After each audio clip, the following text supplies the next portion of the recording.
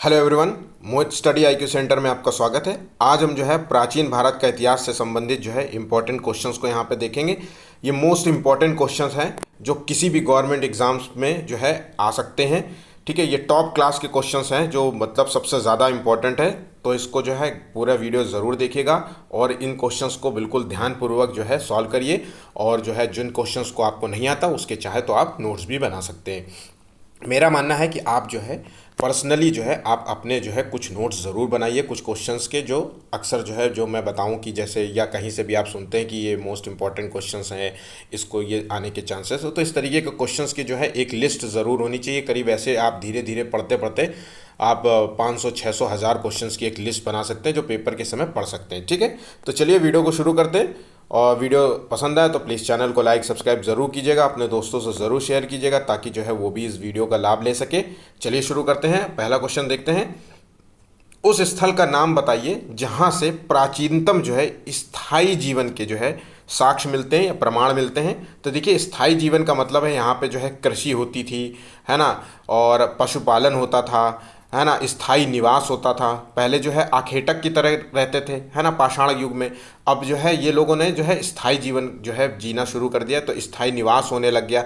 तो इस तरीके से जो है जीवन जो है प्रमाण मिलते हैं। तो देखिए, धौलावीरा, किले गुड़ मोहम्मद, या कालीबंगा क्षेत्र, या मेहरगढ़ का क्षेत्र। ठीक है, तो देखिए इसका सही आंसर है डी नंबर। जिन लोगों ने जो है डी इसका जो है आंसर लगाया है उनका सभी का सही जवाब है। ये जो है मेहरगढ़ है जो है ये पाकिस्तान में है, क्षेत्र है, ध्यान रखिएगा, ये पाकिस्तान का क्षेत्र है। ठीक है, चलिए आगे देखते हैं कुछ इंपॉर्टेंट फैक्ट्स। तो कृषि के जो है प्राचीनतम साक्ष्य भी यहीं पे मिले हैं, ध्यान रखिएगा, कृषि के मिले हैं। पशुपालन के भी जो है मेहरगढ़ में ही पशुपालन के जो है साक्ष्य जो है मेहरगढ़ से ही प्राप्त हुए। लेकिन अगर जो है भारत के संदर्भ में देखा जाए तो मानव का जो है सर्वप्रथम जो है साक्ष्य मिला है वो नर्मदा घाटी क्षेत्र में मिला है। ध्यान रखिएगा, ये मोस्ट इंपॉर्टेंट है। भारत में मानव का सर्वप्रथम साक्ष्य जो है वो नर्मदा घाटी क्षेत्र में प्राप्त होता है। ठीक है, चलिए आगे बढ़ते हैं। भारत में चांदी की उपलब्धता के प्राचीनतम जो है साक्ष्य मिलते हैं कहाँ पर? तो देखिए, चांदी की उपलब्धता की बात कर रहे हैं तो देखिए हड़प्पा संस्कृति में, और पश्चिमी भारत की जो है ताम्रपाषाण मतलब ताम्रपाषाण जो है संस्कृति में, या फिर वैदिक संहिताओं में, या चांदी के जो है आहत सिक्कों में जो है इसका जिक्र मिलता है। तो देखिए इसका सही आंसर है, जिन लोगों ने जो है ए लॉक किया है वो सभी सही जवाब है। चांदी की उपलब्धता के बारे में जो है हमें हड़प्पा काल से ही जानकारी प्राप्त होने लगी है। ध्यान रखिएगा, हड़प्पा काल से जो है चांदी हो, सोना हो, सारी जो है धातुओं के बारे में जानकारी मिलती है। लेकिन जो है लोहा जो है इसमें इसका जो है जानकारी प्राप्त नहीं होती। ध्यान रखिएगा, लोहे का जिक्र नहीं हुआ है। ठीक है, चलिए कुछ और देखते हैं। कुछ और, तो राजस्थान की खानों से जो है हमें चांदी प्राप्त होती है। अगर क्वेश्चंस पूछ ले कि चांदी की प्राप्ति हमें कहाँ से प्राप्त हुई है, तो राजस्थान में जो खान है, खदानें हैं, वहाँ से हम चांदी जो है हड़प्पा काल के जो है संस्कृति के जो लोग थे वो चांदी वहीं से प्राप्त करते थे। ठीक है, वहीं लोथल जो है गुजरात है। ठीक है, लोथल जो है गुजरात का क्षेत्र है, जिसे जो है एक इकलौता जो है बंदरगाह क्षेत्र भी कहते थे। यहाँ से सोना और चांदी के भी साक्ष्य मिलते हैं। ठीक है, तो ऑप्शंस के तौर पे जो है क्वेश्चंस दिया जा सकता है कि सोना और चांदी के साक्ष्य जो है हड़प्पा काल सभ्यता में कहाँ से प्राप्त होते हैं। ठीक है, तो इस तरीके से अब क्वेश्चंस पूछे जाते हैं। वहीं पे खेतड़ी जो है राजस्थान का क्षेत्र है। ध्यान रखिएगा, ये भूगोल का भी क्वेश्चन आता है अक्सर कि जो है मतलब खेतड़ी जो है खदान है राजस्थान में, वहाँ से क्या प्राप्त होता है? तो वहाँ से हमें प्राप्त होता है तांबा। ध्यान रखिएगा, तो यहाँ पे भी जो है तांबा प्राप्त करते थे हड़प्पा काल के सभ्यता के लोग। ठीक है, चलिए आगे बढ़ते हैं। सूची 1 दी है, सूची 2 दी हुई हैं, 2 सूचियाँ दी हुई हैं। हड़प्पा सभ्यता की जो है बस्तियाँ थी और वो जो है किस नदी के किनारे बसे हुए थे, इसके संबंध में जो है हमें आंसर देना है। तो देखिए सही जवाब देखना है, तो देखिए इसको जो है मिलान करना है। तो हड़प्पा जो है सभ्यता जो है ये रावी नदी के किनारे बसी थी। ठीक है, और वहीं पे लोपड़ जो थी, लोथल जो थी सभ्यता जो गुजरात में थी वो भोगवा नदी के किनारे थी, और जो है रोपड़ जो है वो सतलज नदी, और कालीबंगा जो है घग्गर नदी के किनारे बसी हुई थी। ठीक है, चलिए आगे बढ़ते हैं, कुछ फैक्ट्स देख लेते हैं।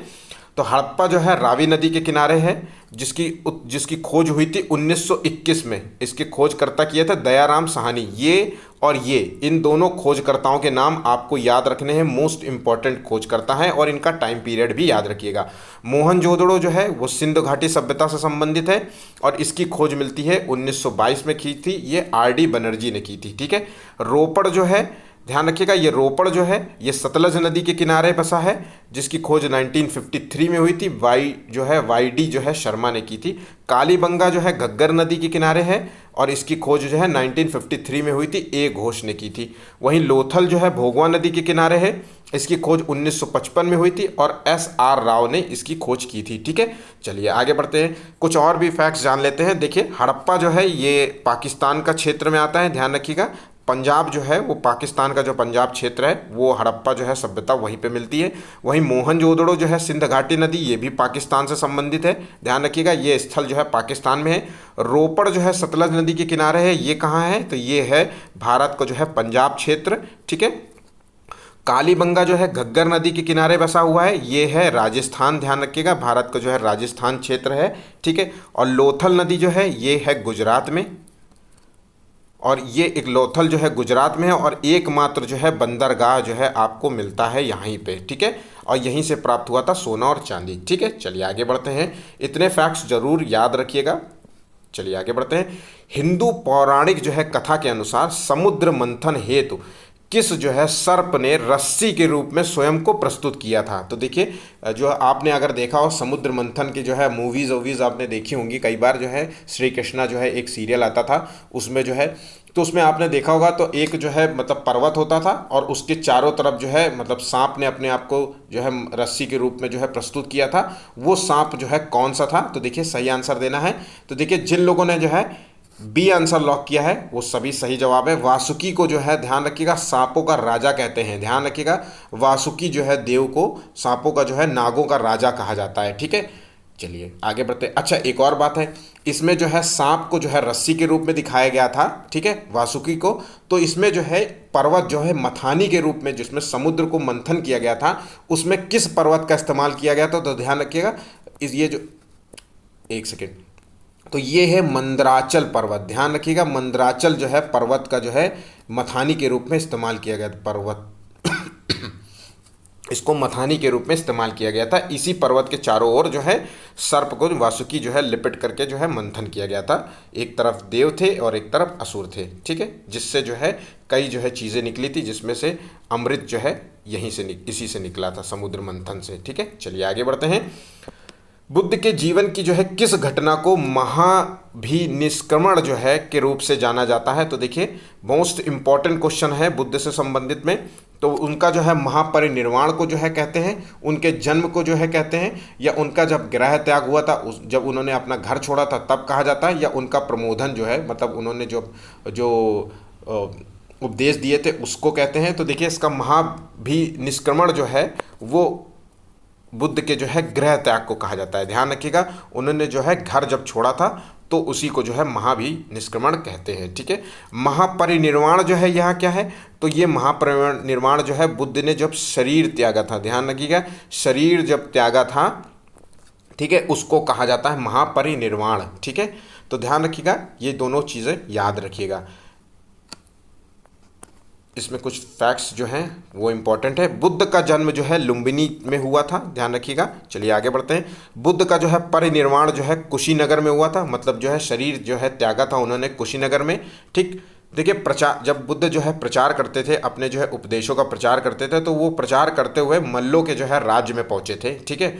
वहाँ पे पहुँच करके जो है वहाँ पे उन्होंने खाना खाया। खाना खाने के बाद उन्हें जो है बहुत ज़्यादा पेट में दर्द हुआ, उनके मुंह से बहुत सारा खून निकला, उनको जो है असहनीय पीड़ा हुई। उस पीड़ा को जो है सहते हुए उसके बाद जो है मतलब उसके बाद वो वहाँ से कुशीनगर आ गए थे, ध्यान रखिएगा, इसके बाद जो है कुशीनगर आ गए थे। ये मल्ल जो है गणराज्य की राजधानी हुआ करती थी, तो ध्यान रखिएगा मल्ल गणराज्य की राजधानी कौन सी थी, ये कुशीनगर। यहीं पे जो है इन्होंने जो है बुद्ध जो है द्वारा दीक्षा प्राप्त अंतिम व्यक्ति, तो इन्होंने जो है सुभद्र को जो है अपनी अंतिम दीक्षा दी थी, ध्यान रखिएगा, अपना अंतिम उपदेश दिया था। ठीक है। तो इसी उपदेश के बाद जो है उन्होंने शरीर को त्याग दिया था। ठीक है। अलार जो है कलाम जो है आचार्य थे, बुद्ध ने जो है इनसे दीक्षा, जब ये इन्होंने घर त्याग दिया था तो ये सबसे पहले जो है इन्हीं आचार्य के पास जाकर के इन्होंने दीक्षा ग्रहण की थी और इनके साथ जो है मतलब अब एक तरीके से योग करने का कोशिश किया था।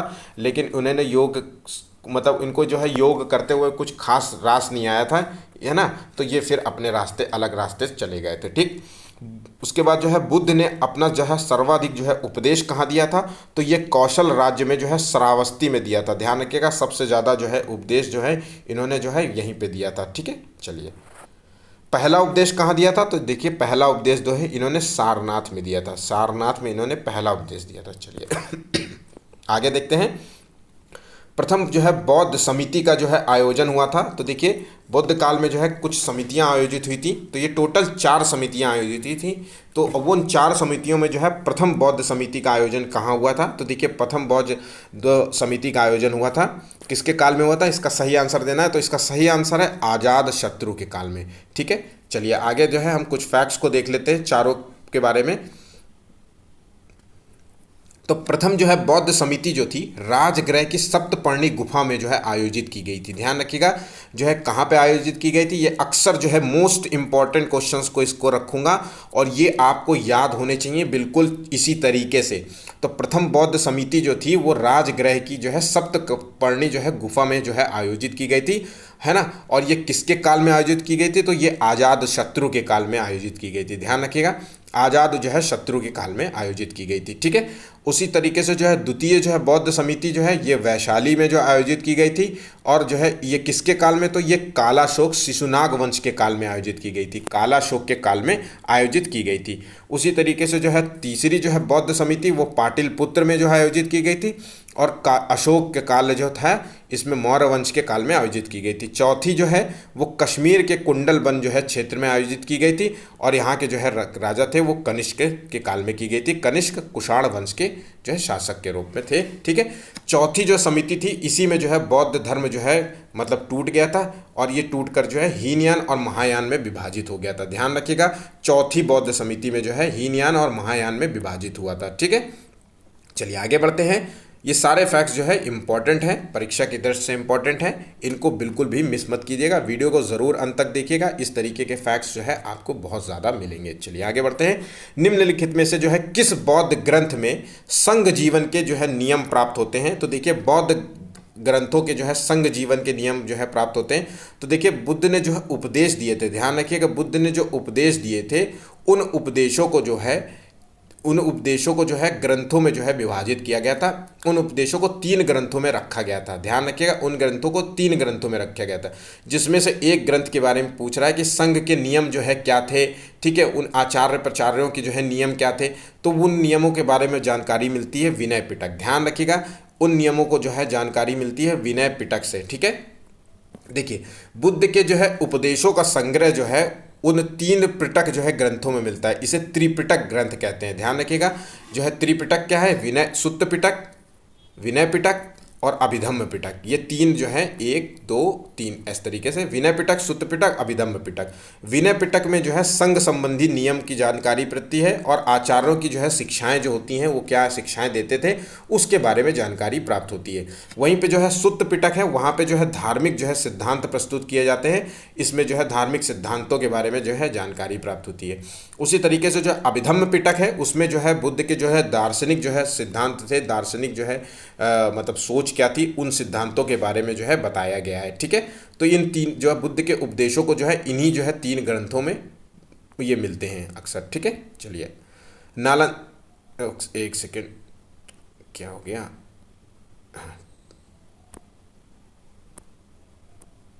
चलिए आगे बढ़ते हैं। नालंदा विश्वविद्यालय के जो है स्थापना का युग कौन सा है, तो देखिए नालंदा विश्वविद्यालय मोस्ट इंपॉर्टेंट है, अक्सर जो है क्वेश्चन पूछा जाता है। ठीक है, तो देखिए ये नालंदा विश्वविद्यालय की जो है स्थापना का जो है टाइम मतलब किसके युग में हुआ था, तो इसका सही जवाब देना है। तो देखिए इसका सही आंसर है डी। जिन लोगों ने जो है इसका सही आंसर गुप्त काल मार्क किया है वो सभी सही हैं। ठीक है, प्राचीन काल में कुछ फैक्ट्स देखते हैं आगे। तो प्राचीन काल में जो है बौद्ध शिक्षा के 3 प्रमुख केंद्र माने जाते थे, जिसमें से तो तीनों के नाम याद रखिएगा, नालंदा, बल्लवी और विक्रमशिला। कई बार जो है तक्षशिला जो है ऑप्शंस में दे जाता है और बच्चे जो है इससे कंफ्यूज हो जाते हैं। ध्यान रखिएगा, तक्षशिला का संबंध जो है बुद्ध की बौद्ध मतलब शिक्षाओं से संबंधित नहीं था। ठीक है, तो नालंदा, बल्लभी और विक्रमशिला, नालंदा विश्वविद्यालय का जो निर्माण था, ठीक है, इसका जो है निर्माण कुमार गुप्त ने किया था। ये मोस्ट इंपॉर्टेंट है, अक्सर जो है एग्जाम्स में पूछा जाता है कि नालंदा विश्वविद्यालय का जो है निर्माण किसने किया था, कुमार गुप्त ने किया था। नालंदा विश्वविद्यालय जो है बिहार के जो है पास है। ठीक है, तो ये याद रखिएगा।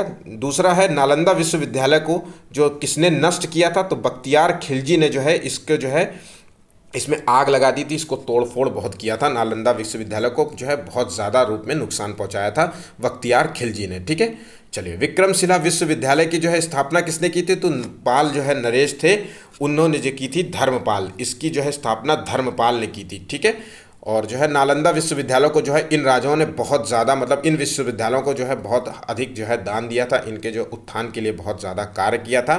ठीक है, और मोस्ट इंपॉर्टेंट फैक्ट्स है कि नालंदा जो है विश्वविद्यालय में जो है एक यात्री आया था, चीनी यात्री, जिसका नाम था हेन सांग। ध्यान रखिएगा, हेन सांग। ठीक है, इसका नाम याद रखिएगा, ये एक चीनी यात्री था जिसने जो है नालंदा विश्वविद्यालय से जो है शिक्षा जो है मतलब प्राप्त की थी। ठीक है, तो चलिए आप आगे बढ़ते हैं। इतने फैक्ट्स जो है इंपॉर्टेंट थे। चलिए, अच्छा, मैंने एक और बात बताई थी कि तक्षशिला विश्वविद्यालय का संबंध कहाँ से है, तो तक्षशिला विश्वविद्यालय का संबंध मौर्य काल से है। तो ये आपको याद रखना है, तक्षशिला विश्वविद्यालय का संबंध। बाकी जो है गुप्त काल में जो है इन तीन जो है शिक्षाओं का केंद्र मिलता है। चलिए आगे बढ़ते हैं। प्रारंभिक जैन साहित्य निम्नलिखित में से जो है किस भाषा में लिखे गए थे, तो जो है जैन साहित्य की जो है भाषा क्या थी, तो देखिए इन जैन साहित्यों की जो है भाषा क्या थी, अर्धमगधी, प्राकृत और पाली और संस्कृत। तो देखिए ये भाषा थी। आंसर जिन लोगों ने ए लॉक किया है वो सभी सही हैं। अर्धमगधी जो है प्राचीनतम, जब जैन साहित्य जब लिखना प्रारंभ हुआ था तब जो है वो अर्धमगधी भाषा में लिखे जाते थे। उसके बाद जो है प्राकृत भाषा में लिखे जाते थे, और उसके बाद तो मिक्स हो गया आधुनिक काल में। अब जो भी जैन साहित्य वो हिंदी में मिलेगी, इंग्लिश में मिलेगी, अन्य भाषाओं में मिलती है। पर मतलब प्राथमिक रूप से अगर आंसर अर्धमगधी ना दिया हो तो आपको प्राकृत याद रखना है। ठीक है, चलिए, और पाली भाषा में ज़्यादातर जो है उपदेश किसने दिए, तो बौद्ध। ध्यान रखिएगा, बौद्ध से संबंधित है ये पाली भाषा। ठीक है, चलिए, जैन धर्म के जो है संस्थापक किसे कहा जाता है, तो ये पहले जो हैं वो ऋषभ देव थे। ध्यान रखिएगा, जैन धर्म के जो संस्थापक ऋषभ देव थे। और जैन धर्म में टोटल जो है 24 तीर्थकर हुए थे। ध्यान रखिएगा, जैन धर्म में जो है टोटल 24 तीर्थकर हुए थे। और जो अंतिम तीर्थकर थे, जिसको 24वां जो है वो महावीर जो है स्वामी जो है अंतिम तीर्थकर थे। ठीक है, जैन धर्म में जो है पूर्ण ज्ञान को जो है कैवल्य कहा जाता था। ध्यान रखिएगा, एक जो है ऑप्शन जो है क्वेश्चन दिया जाता है कि कैवल्य जो है क्या है, तो जो है जैन धर्म में जो है जो व्यक्ति जो है पूर्ण ज्ञान प्राप्त कर लेता था उसको जो है कैवल्य कहा जाता था। ठीक है, चलिए आगे बढ़ते हैं।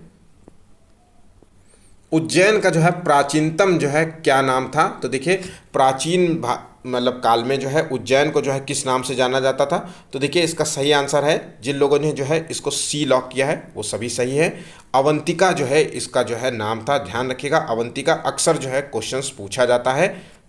ये जो है 16 महाजनपदों में से एक जनपद था, महाजनपद। ठीक है, 16 महाजनपदों में से जो है एक महाजनपद था। ठीक है, चलिए आगे बढ़ते हैं। प्रथम भारतीय साम्राज्य स्थापित किया था किसने किया था, प्रथम भारतीय साम्राज्य को स्थापना किसने की थी, कनिष्क ने की थी, हर्ष द्वारा की थी, या फिर चंद्रगुप्त मौर्य द्वारा, या समुद्रगुप्त द्वारा जो है किया गया था। तो देखिए इसका सही आंसर है चंद्रगुप्त जो है मौर्य द्वारा जो है प्रथम भारतीय साम्राज्य की स्थापना की गई थी। ठीक है, देखिए चंद्रगुप्त जो है मौर्य थे, वो जो है मतलब एक महान शासकों में जो है इनकी गणना की जाती है, और इनका जो है साम्राज्य था वो ब्रिटिश साम्राज्य से भी बड़ा माना जाता था। इन्होंने जो है अपने साम्राज्य की सीमा जो है ईरान तक इनके जो है साम्राज्य की सीमा मिलती है। ध्यान रखिएगा, ईरान तक इनके साम्राज्य की सीमा मिलती है, मतलब बहुत बड़ा साम्राज्य था। ठीक है, विशाख दत्त द्वारा जो है लिखित मुद्रा राक्षस में चंद्रगुप्त को नंद राज्य का पुत्र बताया गया है। ये इंपॉर्टेंट है, अगर आप पीसीएस का देते हैं यूपी और पीसीएस में, या यूपीएससी के एग्ज़ाम्स में देते हैं, या बिहार से रहते हैं, तो उसमें जो है ये क्वेश्चंस पूछे जाते हैं। ठीक है, विशाख दत्त ने जो है मुद्रा राक्षस नामक जो है पुस्तक की रचना की थी। ध्यान रखिएगा, और इसमें जो है चंद्रगुप्त को जो है नंद राज का पुत्र बताया गया था। ठीक है, ये सारे फैक्ट्स जो है इंपॉर्टेंट होते हैं, इनको बिल्कुल भी भूलिएगा नहीं, गलती से भी गलत मत करिएगा। चलिए आगे बढ़ते हैं। भारत में जो है प्रथम अस्पताल और औषधि जो है बाग का निर्माण किसने कराया था? तो देखिए इसका सही आंसर है, देखिए इसका सही आंसर जिन लोगों ने अशोक लॉक किया है वो सभी सही है। अशोक ने जो है भारत में प्रथम अस्पताल और औषधि बाग का निर्माण कराया था। ठीक है, अशोक का जो है मतलब अशोक के बारे में जो है माना जाता है कि ये जितना फेमस जो है युद्ध से नहीं हुआ, ठीक है, उतना फेमस जो है ये परोपकारी जो है कार्यों को करके जो है फेमस हुआ था। ठीक है, तो अशोक का जो है सबसे ज़्यादा इंपॉर्टेंट है वो सांची का स्तूप है जो बनवाया था अशोक ने। ध्यान रखिएगा, सांची का स्तूप का निर्माण अशोक ने किया था। ठीक है, अशोक के जो है अभिलेखों को जो है हम तीन, अशोक के जो है कई अभिलेख मिलते हैं। ये तकरीबन अभी 40 अभिलेखों से जो है अभिलेख हमें प्राप्त हुए हैं। 40 अभिलेख हैं, ठीक है, वो सभी प्राप्त हुए हैं। और उन अभिलेखों को जो है 3 भागों में जो है वर्गों में बांटा गया है। तो एक जो है शिलालेख, स्तंभलेख और गुहालेख। ध्यान रखिएगा, शिलालेख, स्तंभलेख और गुहालेख। ठीक, अशोक के जो अभिलेख हैं, ध्यान रखिएगा, अभिलेख हैं वो ज़्यादातर प्राकृत भाषा में लिखे गए या फिर जो है दूसरी भाषा है ब्राह्मी। ध्यान रखिएगा, इस जो है इन 2 लिपियों में जो है ये लिखे गए हैं। अशोक की जो है अधिकांश जो है अभिलेख प्राकृत भाषा में लिखे गए हैं या फिर जो है ब्राह्मी लिपि के लिखे गए हैं। जैन साहित्य भी आपको जो है प्राकृत भाषा में मिलता है। ठीक है, केवल जो है ध्यान, सबसे इंपॉर्टेंट फैक्ट्स आ जाता है यहाँ पे, केवल जो है 2 अभिलेख ऐसे हैं जो खरोष्ठी लिपि में लिखे गए हैं। ध्यान रखिएगा, प्राकृत ना ब्राह्मी, खरोष्ठी लिपि में लिखे गए। तो वो हैं शाहबाजगढ़ी और मानसेहरा। ये आपको याद रखना है, नाम बिल्कुल भूलिएगा नहीं, मोस्ट इंपॉर्टेंट है। शाहबाजगढ़ी और मानसेहरा जो है ये अभिलेख जो है ये खरोष्ठी लिपि में लिखे गए। और खरोष्ठी लिपि की जो है खास बात क्या थी, ये लिपि जो होती थी ये दाईं ओर से बाईं ओर की लिखी जाती थी, मतलब ये हाथ ऐसे लिखी जाती थी। ठीक है, फिर ये इस तरीके से लिखी जाती थी, ठीक इस तरीके से लिखी जाती थी ये। ठीक है, चलिए आगे बढ़ते हैं। अशोक के अभिलेखों को जो है किसने सबसे पहले पढ़ा था? तो देखिए, तो 40 से ज़्यादा अभिलेख हैं, इसमें से बहुत सारे अभिलेखों को जो है किसने पढ़ा था? तो जेम्स प्रिंसेप सही आंसर है इसका ए। ध्यान रखिएगा, अशोक के अभिलेखों को जो है सबसे पहले जेम्स प्रिंसेप ने पढ़ा था। ठीक है,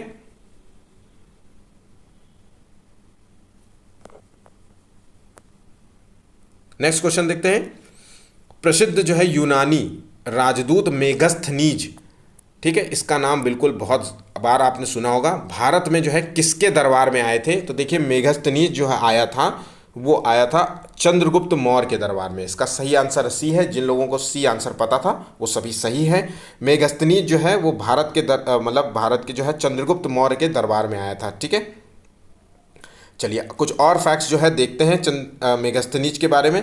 तो मेगस्थनीज ने जो है इंडिका, ध्यान रखिएगा इंडिया नहीं है यहाँ, इंडिका जो है नामक पुस्तक की जो है ग्रंथ की रचना की थी। और इस ग्रंथ से जो है चूंकि मेगस्थनीज जो है चंद्रगुप्त मौर्य के दरबार में बहुत दिन रहा था, बहुत साल रहा था, और उसने जो है जो भी दरबार में देखा, जो भी भारत के बारे में वो जाना, उस पुस्तक में जो है भारत के बारे में लिखा। तो इंडिका नामक जो है पुस्तक में उसने मेगस्थनीज ने जो है भारत के बारे में जानकारी प्राप्त होती है। ठीक है, मेगस्थनीज ने जो है भारत के जो है समाज को 7 भागों में विभाजित किया था। ध्यान रखिएगा, अक्सर जो है पूछा जाता है कि मेगस्थनीज जो है समाज को जो है भागों में 7 भागों में विभाजित किया, तो उसमें से पहला भाग मतलब पहले में कौन था?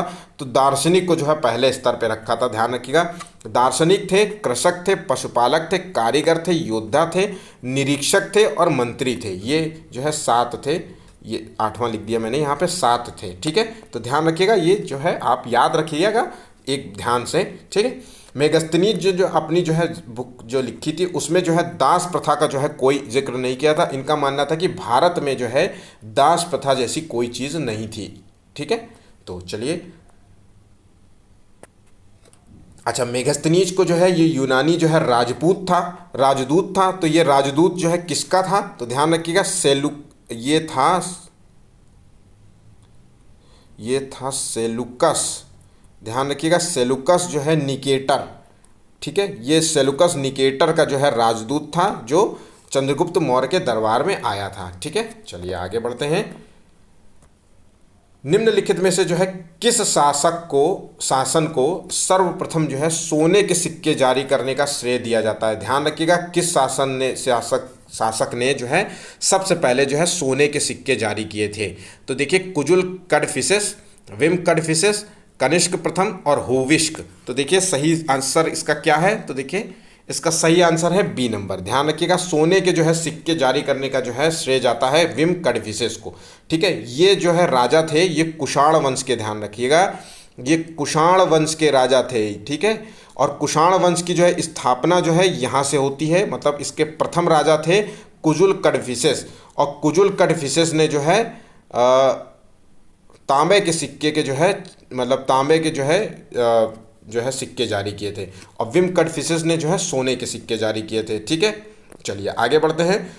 कुजुल कड़फिसेस ने तांबे के सिक्के जारी किए थे, और कुषाण वंश का जो है कनिष्क जो है, उसके बाद जो है तीसरा शासक आता है, मतलब पहले कुजुल कड़फिसेस आता है, फिर जो है विम कड़फिसेस आता है, फिर उसके बाद आता है कनिष्क।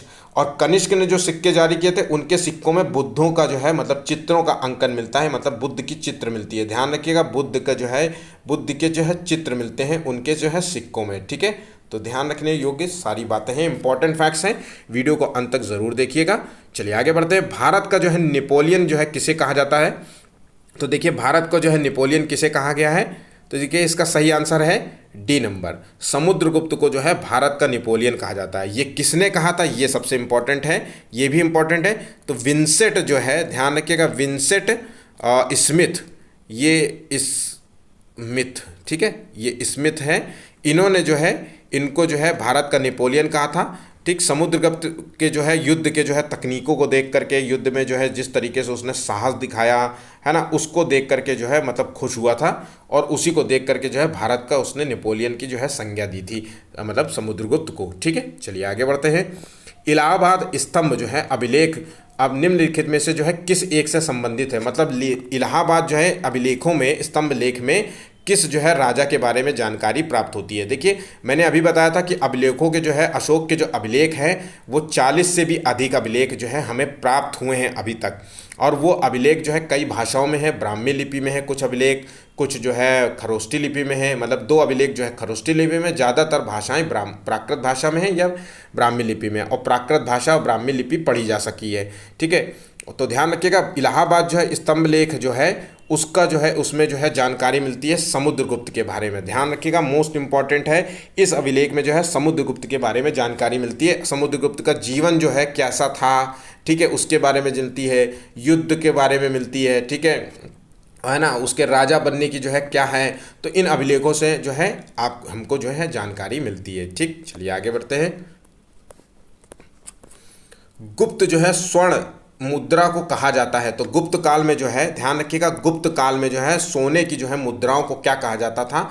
तो देखिए, ऐसी मुद्राओं को जो है कहा जाता था, इसका सही आंसर है, ऑप्शंस देख लीजिए, तो इसका सही आंसर है दीनार। ध्यान रखिएगा, सोने की मुद्रा कहते नहीं है कि अशरफियाँ या तो कहते थे, तो अशरफियाँ तो बहुत बात की बात है। तो जो सिक्कों को जो कई बार नहीं कहते, इनको जो है 100 दिनारें दी जाएँ, तो 100 दिनार का मतलब है सोने के सिक्के दिए जाएँ। ध्यान रखिएगा, तो सोने के सिक्कों को जो है दिनार कहा जाता था। तो चांदी के सिक्कों को क्या कहा जाता था? तो ध्यान रखिएगा, चांदी के सिक्कों को जो है रूपक कहा जाता था। चांदी के सिक्कों को जो है रूपक कहा जाता था, रजत सिक्के भी इन्हें कहते थे। ठीक है, ये चलिए, अच्छा निष्क क्या है? तो निष्क जो है, निष्क कहा जाता है सोने के आभूषणों को। ध्यान रखिएगा, सोने के आभूषण जो है निष्क कहलाते थे, आभूषण। ठीक है, आभूषण जो है निष्क कहलाते थे। चलिए आगे बढ़ते हैं। महाभाष्य के जो है लेखक पतंजलि, देखिए ध्यान रखिएगा, पतंजलि जो है महाभाष्य के लेखक जो है पतंजलि जो है किसके समकालीन थे? तो देखिए, इसका सही आंसर देना है, तो इसका सही आंसर है सी नंबर। ध्यान रखिएगा, इसका सही आंसर है सी नंबर। पुष्पमित्र जो है शुंग थे, ये इनके जो है समकालीन थे। पतंजलि जो है, जिन्हें योग का जनक माना जाता है, इसके नाम पे जो है आज एक ब्रांड भी है हमारे देश में। तो योग का जनक जो है पतंजलि जो है, इनके नाम था। ध्यान रखिएगा, पतंजलि जो है किसी व्यक्ति का नाम था। इन्होंने जो है महाभाष्य जो है नामक जो है एक पुस्तक लिखी थी, और इस पुस्तक में जो है योग के बारे में जानकारी मिलती है। ठीक है, योग के कितने तरीके थे इसमें? तो इसमें 8 प्रकार के जो है योग के तरीकों को जिक्र किया गया था, जिसमें से प्राणायाम और जो है बहुत सारे जो है योग थे। ये किसी और दिन जो है इसको चर्चा करेंगे। ठीक है, चलिए आगे बढ़ते हैं। खजुराहो के जो है मंदिर जो है किससे संबंधित नहीं थे? तो देखिए, खजुराहो का मंदिर जो है किससे संबंधित नहीं है? ये मध्य प्रदेश में जो है मंदिर हैं ऐसे कई। ठीक है, तो ये मंदिरों की है, ऐसे मंदिर जो है खजुराहो में करीब 85 से भी अधिक मंदिर आपको देखने को मिलते हैं। तो ये मंदिर जो है मतलब इनमें जो है किन जो है धर्म का जो है जिक्र नहीं हुआ है? तो देखिए इसका सही आंसर है ए, बौद्ध धर्म का जो है इन मंदिरों में जो है जिक्र नहीं हुआ है। इन मंदिरों में जो है आपको हिंदू धर्म से रिलेटेड जो है मूर्तियाँ मिलेंगी, पिक्चर्स मिलेंगी, मतलब स्तंभों इनके खंभों में। और हिंदू धर्म में जो है मतलब शैव संप्रदाय के, विष्णु संप्रदाय के जो है मतलब देवी देवताओं की जो है मूर्तियाँ मिलेंगी। जैन धर्म से जो है संबंधित जो है आपको जानकारी मिलेगी। ठीक है, चलिए कुछ और देख लेते हैं। तो खजुराहो के मंदिर का जो है निर्माण किसने किया था? तो इनका निर्माण जो है चंदेल वंश के राजाओं ने किया था। ध्यान रखिएगा, चंदेल वंश के राजाओं ने जो है खजुराहो मंदिर का निर्माण किया था। ज़्यादातर जो है टाइम यही क्वेश्चंस पूछे जाते हैं कि इन मंदिरों का निर्माण किसने किया था। तो कुछ और भी देख लेते हैं। तो एलोरा की जो है गुफाओं का निर्माण किसने किया था? तो एलोरा की गुफाओं का जो है निर्माण राष्ट्रकूटों ने किया था। ध्यान रखिएगा, एलोरा की गुफाओं का जो है निर्माण राष्ट्रकूटों ने किया था। इन गुफाओं में जो है हमको जो है हिंदू, जैन और बौद्ध तीनों जो है धर्मों की जो है विषय में जो है जानकारी प्राप्त होती है। तो अक्सर जो है क्वेश्चंस पूछा जाता है हिंदू, जैन, बौद्ध धर्म जो है मतलब कि जो है से संबंधित जो है कौन सी गुफाएं हैं? तो एलोरा नाम की जो है गुफाएं जो है वो इन तीनों से संबंधित है। इसका जो है निर्माण राष्ट्रकूटों ने किया था। ठीक है, चलिए आगे बढ़ते हैं।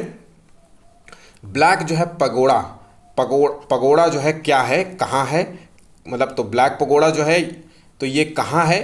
तो ये है, इसको कहते हैं ये सूर्य मंदिर। ध्यान रखिएगा, ये ब्लैक पगोड़ा एक सूर्य मंदिर है जो कोणार्क का सूर्य मंदिर कोणार्क में स्थित है। ठीक है, ये उड़ीसा, ध्यान रखिएगा इसका सही आंसर है उड़ीसा। ठीक है, तो सूर्य मंदिर है ये उड़ीसा है, जिसका निर्माण जो है कुछ फैक्ट्स देख लेते हैं। तो कोणार्क का जो है सूर्य मंदिर जो है इसका निर्माण कराया था नरसिंह देव वर्मन ने। ठीक है, महाबलीपुरम का जो है मंदिर है चट्टानों को काट कर बनाया गया था। ये महाबली एक पुरम है, ये मंदिर का जो है चट्टानों को काट कर बनाया गया था। तो ये किसने काट कर बनाया था? तो पल्लव जो है शासक थे, उन्होंने जो है ये काट करके जो है महाबलीपुरम का मंदिर का निर्माण किया था। ठीक है, चलिए आगे बढ़ते हैं। दिलवाड़ा का जो है जैन मंदिर जो है किससे संबंधित है? तो दिलवाड़ा का जैन मंदिर है किससे संबंधित है? इसका सही आंसर दीजिए। इसका सही आंसर है सी नंबर। ध्यान रखिएगा, दिलवाड़ा का जो जैन मंदिर है वो राजस्थान के जो है माउंट आबू में जो है स्थित है। ध्यान रखिएगा, राजस्थान के माउंट आबू में स्थित है। ठीक है, राजस्थान के माउंट आबू में स्थित है। ठीक, और इसका जो है निर्माण किसने किया था? तो इसका निर्माण किया था चालुक्य शासकों ने। ध्यान रखिएगा, चालुक्य जो है शासकों ने जो है चालुक्य जो है शासकों ने इसका निर्माण किया था। ठीक है, और जो है संभवतः जो है विमल शाह जो है इसके जो है निर्माण करता थे। विमल शाह, याद रखिएगा, पेपर में पूछा जा सकता है। ठीक है, नहीं तो ये क्वेश्चंस तो आपको याद रखना है कि दिलवाड़ा का जैन मंदिर जो है कहाँ पर स्थित है? राजस्थान में स्थित है, और ये पर्वत जो है माउंट आबू में स्थित है। ठीक है, चलिए अच्छा ध्यान रखिएगा, ये मंदिर जो है पूर्णतः जो है संगमरमर से निर्मित है। संगमरमर से निर्मित है। ध्यान रखिएगा, संगमरमर से निर्मित है। ठीक है, चलिए कई बार ऑप्शंस पे पूछा जाता है कि बलुआ पत्थर, ये है ना, चूना पत्थर, इस तरीके से जो है ऑप्शंस दिए जाते हैं, या ग्रेनाइट। तो ध्यान रखिएगा संगमरमर सही इसका जवाब है। चलिए आगे बढ़ते हैं। नागर, द्रविड़ और बेसर ये है क्या? तो देखिए इसका सही जवाब क्या है? तो इसका सही आंसर है सी। ध्यान रखिएगा, नागर शैली, द्रविड़ शैली और बेसर शैलियाँ ये जो है मूलतः जो है मंदिर की जो है शैलियाँ हैं। ठीक है, तो जो ये नागर शैली है ये उत्तर भारत की शैलियाँ हैं। उत्तर भारत के जो मंदिर होते हैं अक्सर देखिए उत्तर भारत के मंदिर, और दक्षिण भारत, द्रविड़ शैली जो है ये दक्षिण भारत से संबंधित है, दक्षिण भारत से संबंधित है।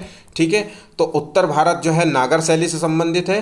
ठीक, और द्रविड़ जो है शैलियाँ जो है वो दक्षिण भारत से संबंधित है। ठीक, और दक्षिण भारत की जो है शैलियाँ होती थी उनमें नक्काशी ज़्यादा होती थी, कारीगरी पत्थरों में ज़्यादा होती थी। आज भी देखिए जो दक्षिण के जो मंदिर हैं, साउथ के जो मंदिर हैं, उनकी जो है शैलियाँ देखिए कितने डिफरेंट है। और भारत के जो उत्तर भारत के जो मंदिर हैं वो बिल्कुल सिंपल नक्काशी वाले होते थे, ज़्यादा कारीगरी नहीं होती थी। ठीक है, और बेसर शैलियाँ क्या होती थी? तो वो शैलियाँ जो मिश्रित शैलियाँ होती थी। ध्यान रखिए, इसमें जो है नागर शैली मिश्रित होती थी, मतलब कहने का मतलब है नागर शैली और जो है द्रविड़ शैली दोनों का जो है मिश्रित रूप मिलता है। ठीक है, ये जो है याद रखिएगा, मोस्ट इंपॉर्टेंट क्वेश्चन है। निम्नलिखित में से सबसे प्राचीन जो है वाद्य जो है बजाने वाला यंत्र कौन सा है? तो सबसे प्राचीन जो है बजाने वाला यंत्र है, इसका सही आंसर है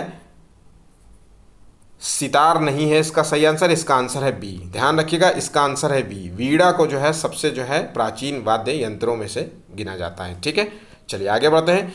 पृथ्वीराज जो है रासों का जो है लेखक कौन है? तो पृथ्वीराज रासों की जो है रचना किसने की थी? तो देखिए इसका सही आंसर है, इसके आंसर है डी नंबर। ध्यान रखिएगा, पृथ्वीराज रासों के जो है लेखक है चंद्रवरदाई हैं। इसके सही आंसर डी नंबर है। ठीक है, ये जो थे ये पृथ्वीराज जो है तृतीय, ध्यान रखिएगा, पृथ्वीराज तृतीय के जो है राज दरबारी थे। ध्यान रखिएगा, ये पृथ्वीराज तृतीय के जो है ये राज दरबारी थे। ठीक है, और इन्होंने जो है चौहान, ध्यान रखिएगा, तो इन्होंने जो है चौहानों को जो है अग्नि कुंड से उत्पन्न बताया गया था। ठीक है, चलिए आगे बढ़ते हैं। गुज्जर जो है प्रतिहार वंश की जो है स्थापना की थी। तो देखिए ये इसकी स्थापना किसने की थी? तो इसका सही आंसर है, गुज्जर प्रतिहार वंश की स्थापना नागभट्ट प्रथम ने की थी। ध्यान रखिएगा, इसका सही आंसर है नागभट्ट प्रथम, ए नंबर। ठीक है, सबसे जो है राजपूतों में जो है सबसे प्रसिद्ध थी। ध्यान रखिएगा, ये राजपूत थे। ठीक, चलिए आगे बढ़ते हैं। चाणक्य जो है अपने बचपन में जो है किस नाम से जाने जाते थे? तो चाणक्य को जो है बचपन में किस नाम से जाने जाता है? तो चाणक्य की जो है आप जो है एक जो है रचना जो है सभी जानते होंगे, जिसकी जो है अर्थशास्त्र की जो है रचना किसने की थी? तो इसमें जो है चाणक्य ने की थी। ठीक है, और चाणक्य जो है इसको बचपन में कहा जाता था विष्णुगुप्त। ध्यान रखिएगा, इसका सही आंसर है विष्णुगुप्त को जो है मतलब चाणक्य को जो है बचपन में विष्णुगुप्त कहा जाता था। और चाणक्य की जो रचना है वो है अर्थशास्त्र। और पुराणों में जो है चाणक्य को क्या कहा जाता था? तो पुराणों में चाणक्य को कहा जाता था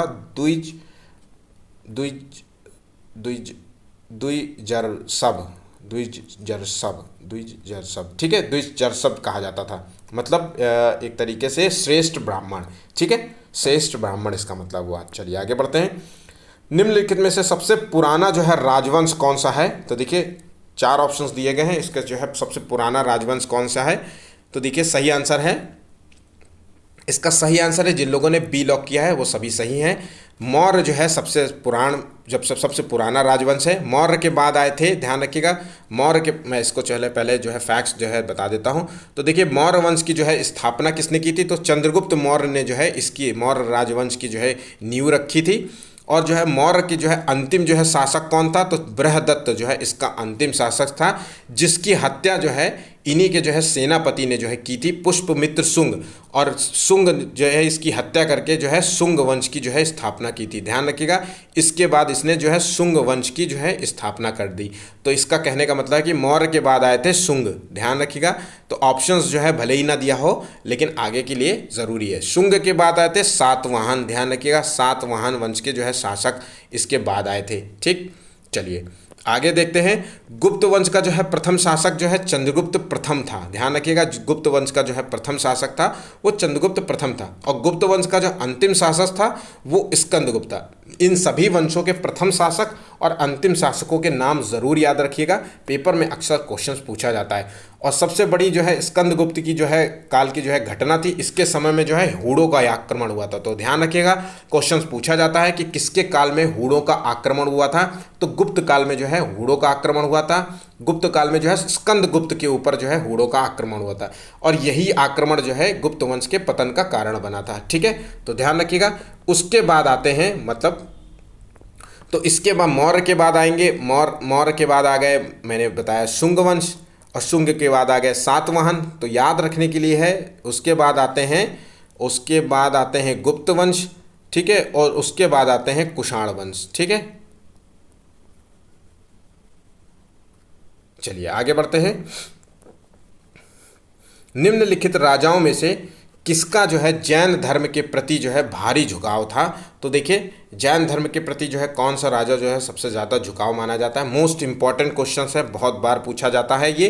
तो जैन धर्म के बारे में जो है यही 4 ऑप्शंस जो है याद रखने योग्य है। तो देखिए सही आंसर है इसका खारवेल। ध्यान रखिएगा, जो है खारवेल जो है वंश के जो है राजा थे।